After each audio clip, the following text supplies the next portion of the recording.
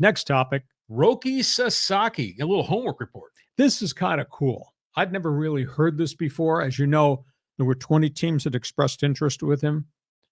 They granted 7 different teams to interview him face to face.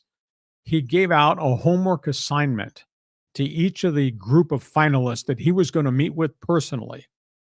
And he wanted specific answers to questions.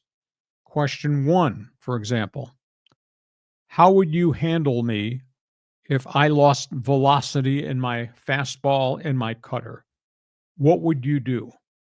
Question 2, how do you handle pitchers whose mechanics get out of sync? What do we do to fix that? Item 3, if I had shoulder woes or I needed elbow surgery, which has become commonplace in baseball, how would you structure my rehab to get me back on track? Item 4 obviously had to do with relationships. What's your clubhouse like? How diverse is your clubhouse? How do you handle the unique personalities who come from different countries in your clubhouse?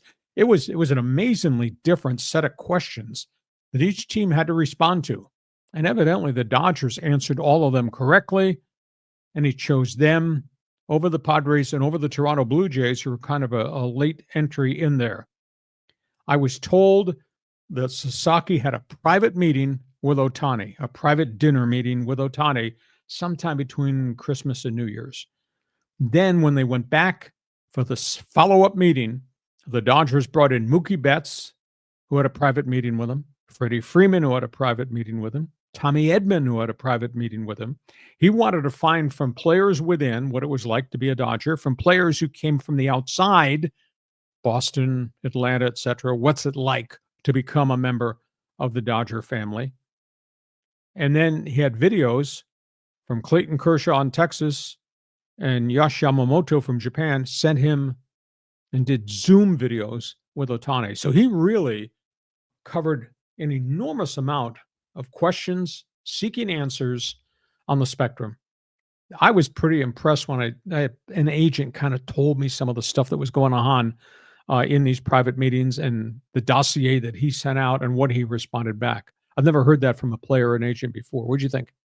Well, that's probably what you do when you're in a job interview, is going from Cleveland to Phoenix to San Diego. Here's my hacksaw homework right here.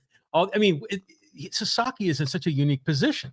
I mean, because he doesn't need to convince the other team. I mean, because he's going to be great and his salary is going to be really low. So he could flip the table and now they all have to like woo him.